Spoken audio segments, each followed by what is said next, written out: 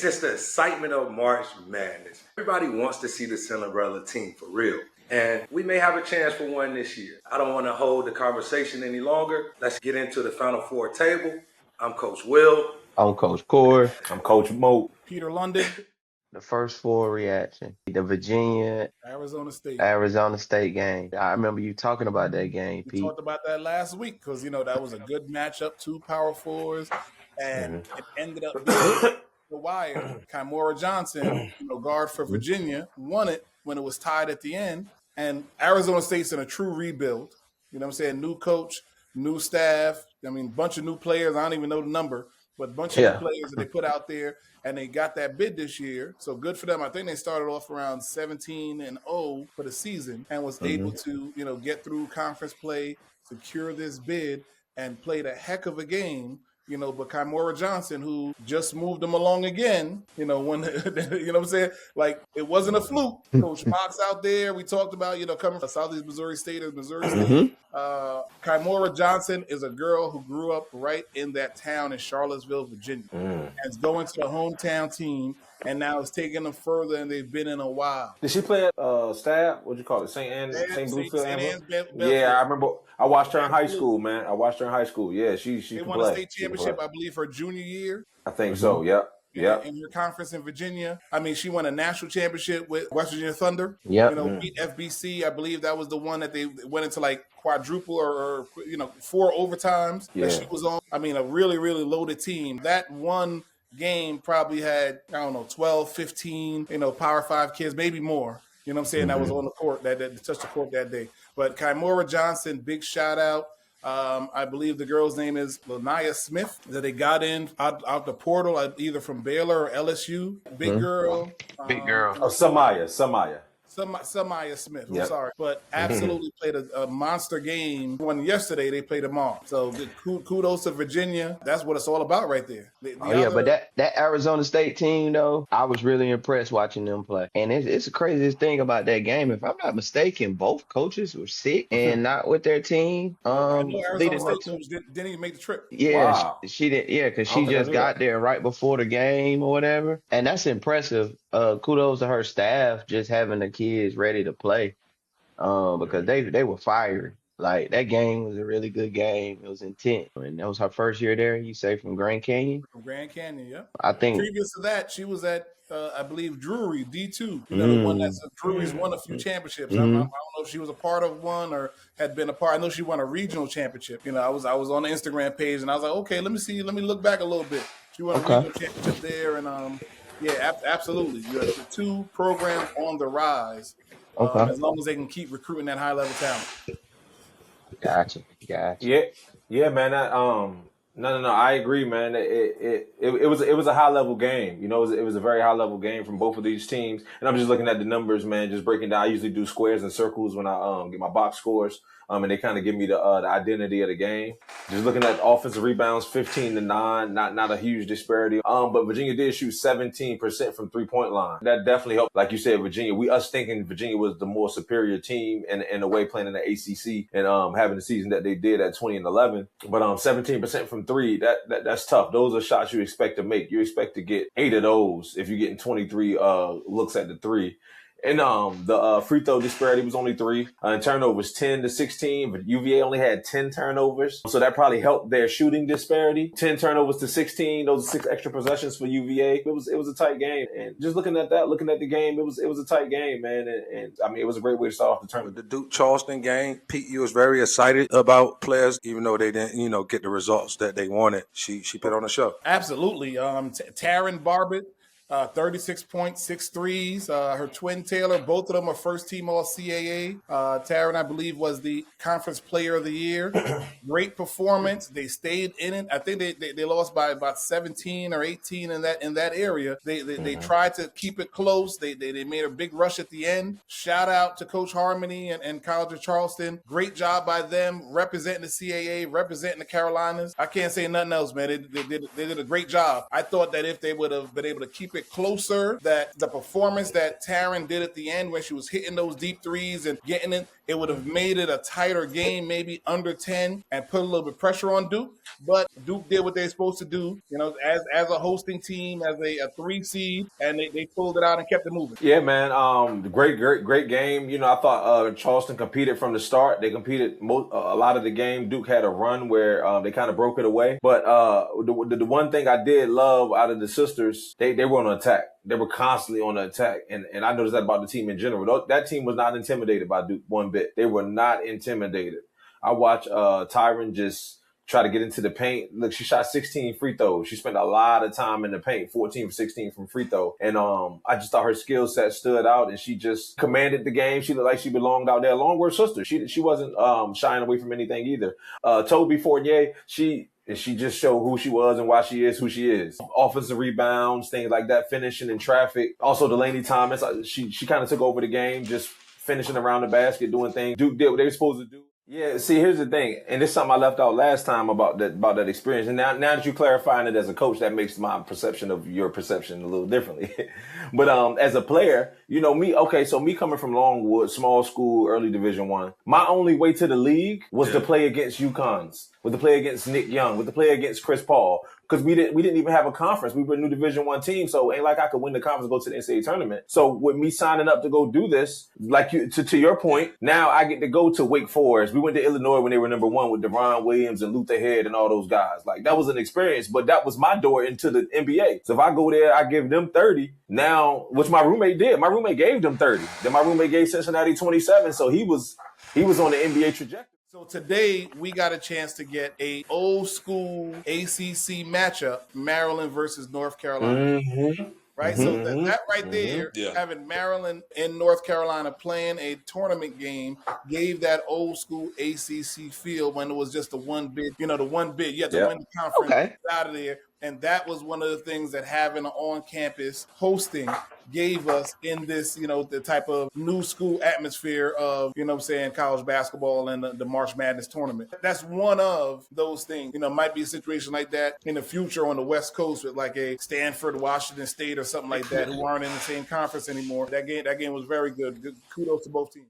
How do you feel about this, grouping of the region where there's 2 regions at one spot now? Because I was there the first year they did it in Greenville when LSU fans who had played the day before stuck around to watch the South Carolina game. So I was at the South Carolina versus Maryland game, and the LSU fans were still there, kind of like, all right, we're going to support y'all because we're SEC. Yeah. You know what I'm saying? Coming back for that second game, getting more tickets because of, that would have been a national championship matchup if Iowa would not have beaten, South Carolina in the Final Four next week. So how do you feel about that? This new 2 regions, 1 location, back-to-back days of game that are leading into the Final Four. I like it. I actually think it creates a better atmosphere for women's college basketball, which is what we need when we're watching it on TV. I think it gets more notoriety and we're able to see every game, because I think it's hard for them to see every game when you in all these different regions and they having to travel all over. And I think the people who are there, you're getting more games in that location. So in instance, you're bringing out more people. No, I agree with all of y'all on that. I didn't realize that that's what they were doing. And I think it's a great idea to drive revenue, to drive traffic, to bring people. You're going to have an extended 2 weekends instead of 1 weekend in one place. Like you said, cross-referencing the teams and conferences. And I think the women try to do a good job of putting teams in regions that are somewhat close to them out until you get to the lower seeds. Obviously the higher seeds have been playing in one particular region, but I think they do a good job of trying to get people close to, their fan base and to drive that electricity. Oh, LSU Jacksonville. I mean, I think that LSU did what they're supposed to do. I love how Special in the post-game press conference said, keep your chin up. And she talked about how we're going to get players that are going to win this game. So she's like, we already won the conference. That's the standard. Now at Jacksonville, we're trying to win this game. We're trying to get into the NCAA and move on from there. And I like how she kind of like presented that in regards to what the next step is in the development of the program. Yeah, man. What can you say, man? I mean, kind of what most of us thought it was going to be. But that's not a knock, though. That's not a knock at all on what she's doing, what she's building. She came from being a high school coach to anchor in this new college program, fresh, no assistant in college. I don't know a resume outside of that, but I know she came from being a high school coach off the high school bench to doing what she did. And it's a process. I got a question. Why does nobody talk about Flau'jae as one of the best players in the country? Wait, before we answer that question, before Special went to Mount Vernon, I met her. She was at University of Illinois Chicago at the collegiate level before taking that job. Yeah. No, she's got a lot of good experience. Yeah, real. I don't want to say reference Flau'jae's mom video last month, but I think she has always been considered one of the better players at her position in the country. I don't think as overall top player. I don't know. I think people think it. You gotta go back to like as one of the best players in the country. I think she is. I don't think she get talked about it a lot because of SEC. And it's overpowered because she's in there with South Carolina. So now Texas. But if she can win a game against them, I think people talk different. Top 5 players in women's college basketball right now, right? Sarah Strong. Okay, for sure. Lauren Betts. Yeah, for sure. Madison Booker. For sure. I would go. Dang, we should have had this on the list before we got on here. No, I'm listening. I'm listening. No. I would put AZ.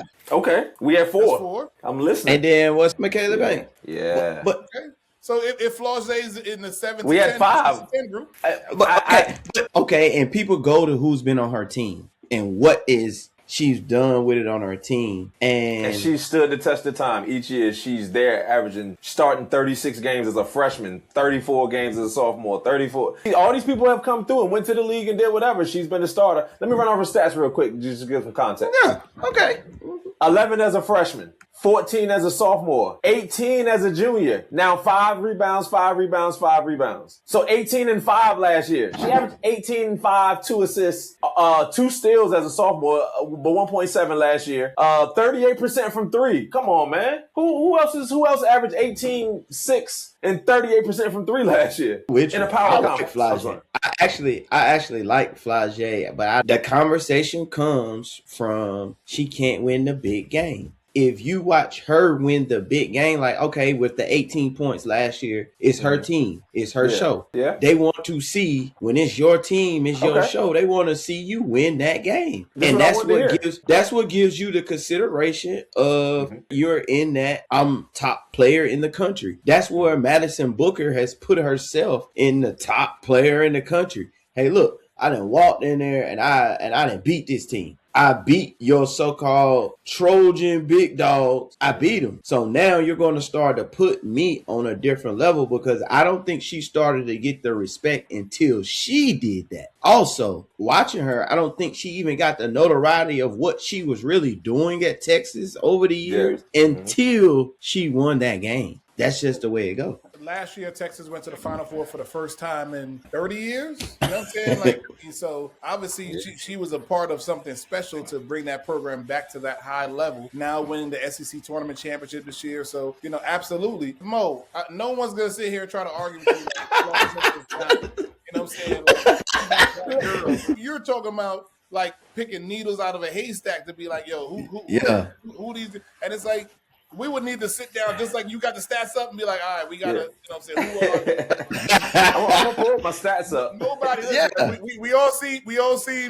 I got my double screens this time, man. I'm locked and loaded. Yeah, we all see Mama video, you know what I'm saying? And much respect to Mom riding with her daughter, right? Okay. But she's been that girl, you know what I'm saying? Like, I remember where we at? Sewanee, Georgia, the first time I seen her. I ran up, I was sitting with Chris Meadow, assistant coach at Georgia Tech right now. This is when he was, on his book tour, said I Am D1 book. He's sitting down with me watching the game. And in the middle of the game, he's like, yo, this girl a rapper. I was like, this girl's a rapper? At the end of the game, I pulled out my flip JVC, like, yo, give me some bars. And Mama came over and nah, don't get down like that.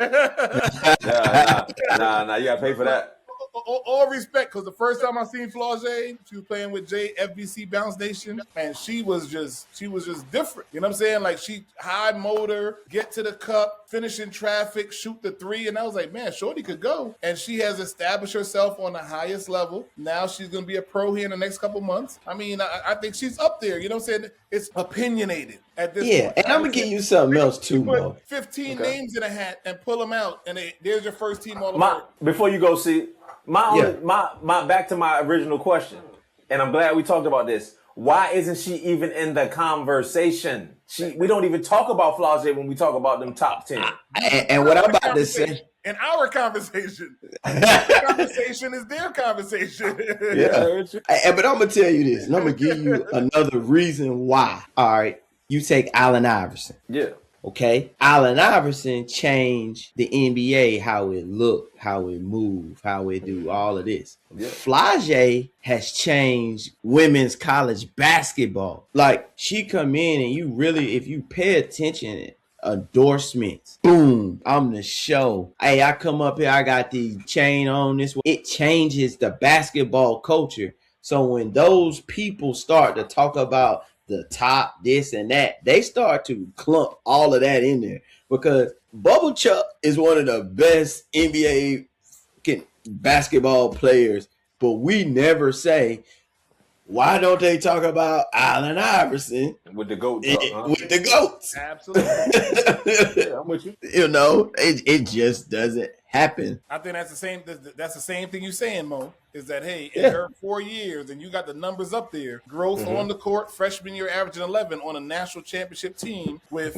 first-round draft picks all around her, All-Americans all around, and still grew the program to now have won over 120 games in her 4 years. You know what I'm saying? She got to be the winningest player in LSU history or somewhere up there. Well, I mean, remember, Simone Augustus and them went to 5 straight Final Fours. So they had to. I know that they're playing more games now. But that's one of my favorite players ever. Sylvia Fowle, Simone Augustus, and was it Tamika Johnson? That group. Yeah, I love that group right there. I'm not a big LSU, but I know that group. Simone Augustus. They have something to say about that right there. If national championship or not, that's a tough. I'm talking about 2 of them in the Naismith Hall of Fame already. That's a tough. That right there. Agreed. Tough group. Madison Booker gives me Simone Augusta with a little less wiggle. Less wiggle. I'm glad you said that name. Probably one of my favorite college basketball players to watch. I just want to give a shout out. Simone Augustus, can I get a double extra large in that fit you had on today? That was nice. That was nice. I like that. Hey, everybody, will find that picture of her sitting on Mookie with the clipboard. I gotta find that. It was crazy. Shout out. Man. I'm a huge Simone Augustus fan, boy. Talk about a bucket. Man. Talk about a bucket. Gracious, oh my 40-gallon bucket, Simone Augustus. Man. Ooh, her and Maya Moore on the Maya Moore. That's the name that was on the tip of my tongue. Yeah. Pick your poison, baby. Yeah. You wanted to just touch up on a little bit the fact that LSU steamrolled Texas Tech today? Yeah. That got out of control. I say, like, it's a hunger there. Something has fired that engine to where they're like, I can't play around. Like, I'm coming in here and I'm on a mission. And that's where I think them playing at home kind of has, like, boost them back to it. Like, hey, look, we at the crib. We get a little bit more comfort. And, you know, these are our rims. We know this goal. This is what we shoot on. Hey, sky's the limit. And they're playing good basketball. If you're watching them, they're playing really good team basketball. And I'm going to tell you, the fact that you can have Fu Wiley coming off the bench with that type of spunk, I think it gets like pushed to the ground because they're in a conference with these two big dogs. So you really like, it's hard to like know how good they really are because they're judged against Texas, which is a number 1 seed, and South Carolina, which is a number 1 seed. And you can also throw in Vanderbilt, which was another 2 seed. That is the 4 top 10 teams in your conference that at any point they could be like, well, Vanderbilt's 22-0. My God, they're on the come up. You know what I'm saying? Texas and South Carolina do their thing. And here comes LSU. Then they lose. I think they lost 2 games in a row. And they're like, what's wrong with LSU? It's like, he in the SEC. That's what's wrong. That's what's wrong. If we was in the Big 12, we're 32-0 right now. No, for sure. The Big 12, of course. Respectfully. So let's talk about the NC State-Tennessee game. I want to know who was on Instagram talking reckless. Me too. I want to know who was on Instagram talking reckless because Mario was like, nah. Not me. Not me. Yeah, and it's crazy because watching the game, it was very up and down. Something that I noticed in that game that was a little different than I watched in a lot of games. Tennessee subbing 5 for 5 and 5 for 5. Yeah, they've been doing that since she got there. That's the criticism of her style. Yeah, but me being able to see it, and I'm watching hey man, it was some girls that got hot. And then I see 5 people come to the table and I'm like, hold on. Yeah. What's going on? How can she get in a rhythm? Watching Talasia Cooper, she was hooping at a point, and then next thing you know, I seen all 5. I said, "What's going on?" But I like the way NC State and Zam really played. I think them losing Brooks, I think that really hurts them. And in this new era of college basketball, people are going to shorter roster, right? Mm-hmm. They have to allocate some of this money for a financial package. And that hurts down a stretch like this. Destiny Lunan, Kaishi is what they call her, absolutely came in and played great, but she played, she had her freshman moments on the bigger stage, you know what I'm saying? During She that did. You know what I'm saying? You reaching in on girl. You got 2 fouls, and you trying to reach in on a girl as she's driving baseline instead of staying straight and moving and trying to cut off. And lessening the fact that you can't do that in this moment. Right. Yeah. You can't do that and give yourself, give your team that bad situation in this moment. But nonetheless, she came back and she kept her head above her, made some plays, later in the game. But without Zoe Brooks, without having that extra ball handler, Zamaria played outstanding again today, but that 30 piece the other night, that's some stuff I seen in Talbot, Greensboro, the Joel Coliseum when she went for the state championship playing with Jordan Speller. I've seen that she's playing for FBC, where it was like, it was a show. You know what I'm saying? It was an absolute show. Loved it. Marvin and Melissa Jones, y'all created a dog out there, man. That's beautiful.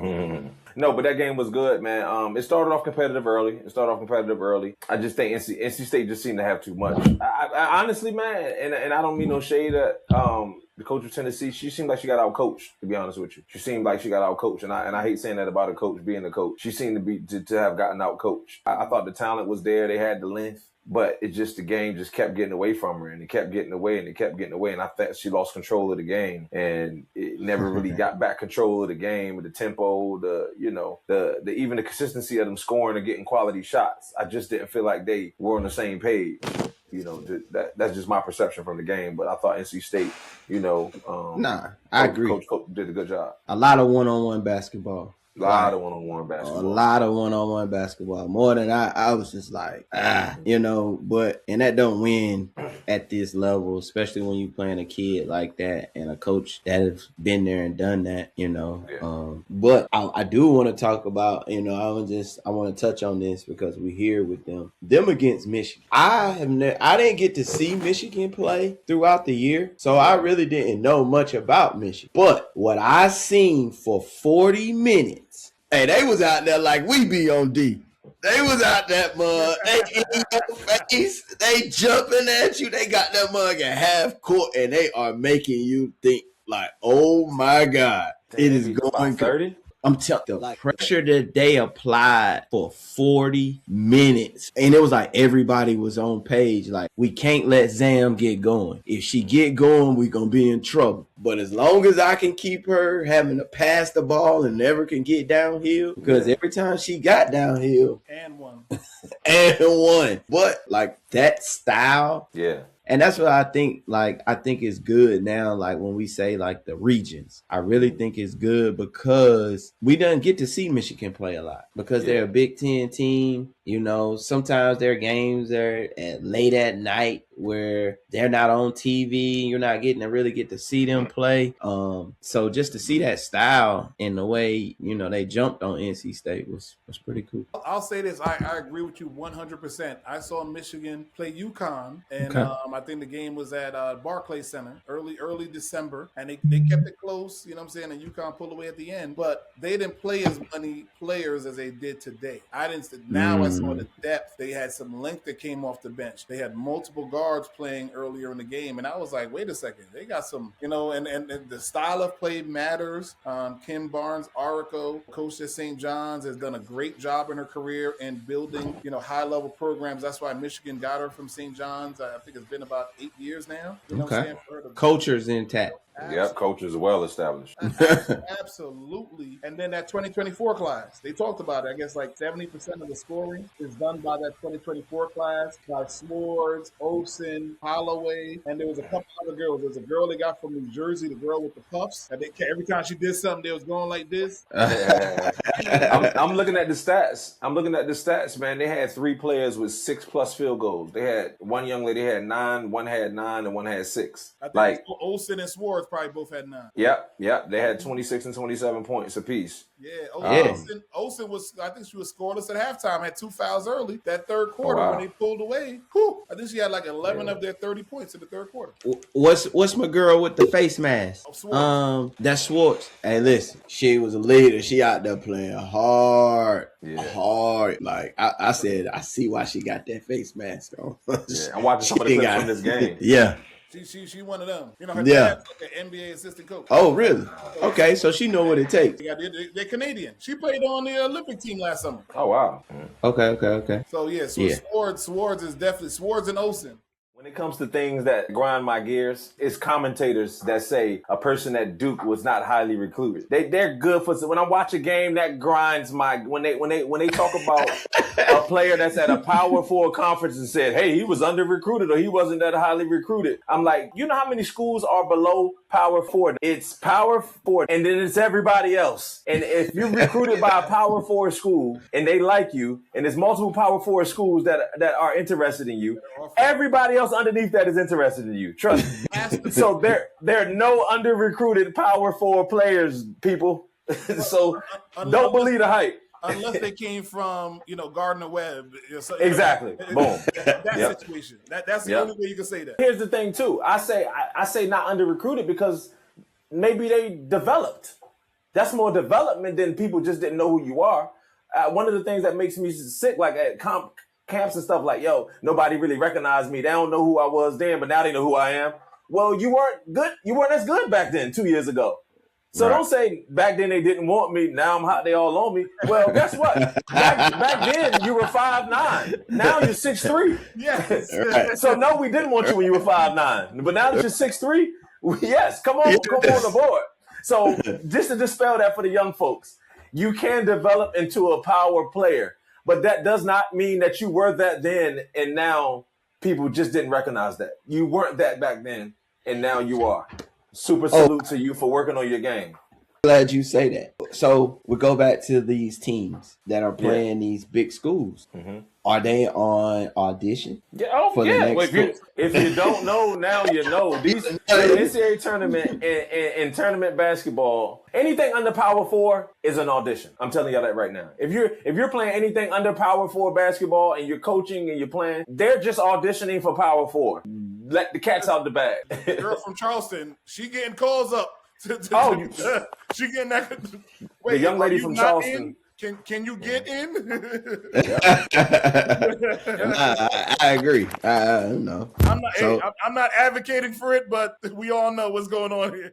Alabama, Rhode Island. Alabama ended up pulling that one out. Yeah. It ended up pulling out to a little bit of double figures towards the end. Shout out to Rhode Island, Tammy Reese. You know what I'm saying? Dawn Staley's backcourt mate at Virginia has built herself something very, very, very nice. I'm hoping that it's not a one and done situation for her where she's about to get swooped off to a Power 4 school. But hey, probably mid-majors build something and sustain it. Because that's a disruptor right there in regards to. But it's hard though, Pete. You know what I'm saying? Financially, it's going to be tough to be able to pay, Power 4 or really other kids that have established themselves what they need for her to be able to go into make a deep. If I remember properly, Central Michigan and Buffalo over the last 10 years were those the last two kind of mid majors to make that Elite 8 type run. Who else? I know Buffalo did because that's where Felicia Legette-Jack was before she got the Syracuse job. She had the girl Tate Dillard and the other young lady that played with the Las Vegas Aces. For Tammy Reese, this was outstanding. Being Yeah. a conference champ, getting a good seed. I think this was a really, really good setup for her. They didn't win the game, but I think it's going to really lead to more. As always, man, it's been great, man. It's been another episode of the Final Four Table. I'm Coach Will. I'm Coach Corey. Peter London. Coach Mo Sumter, baby.